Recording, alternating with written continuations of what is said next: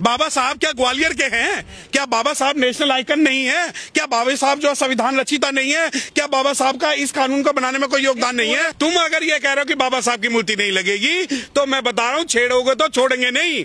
ये मत सोचना कि हमारे कलम में ताकत नहीं है, हमारी बाजुओं में ताकत नहीं है। ये देखिए डूब मरने वाली बात है, डूब मरने वाली बात है। चीफ जस्टिस ऑफ इंडिया अनुसूचित जाति, और स्टेट हाई कोर्ट के जो चीफ हैं सुरेश कैथ साहब अनुसूचित जाति, उस ग्वालियर की जो डीएम है अनुसूचित जाति, उसके बाद भी कोई कुकुरमुत्ता उठ के ये कह दे कि मैं बाबा साहब की स्टैचू को गायब करवा दूंगा, तो डूब मरने वाली बात है। आतंकवाद से बड़ा जातंकवाद, आतंकवाद से बड़ा जातंकवाद। ये अब ये देखिए कि अगर इनमें से कोई मुसलमान होता तो ये कहते कि मुस्लिमों ने ये किया है, कोई ओबीसी होता तो कहते। और आज जब खुल के इनका जो घृणित रूप मानसिकता, और मानसिकता किसके प्रति? संविधान निर्माता के प्रति। अबे तुम्हारी औकात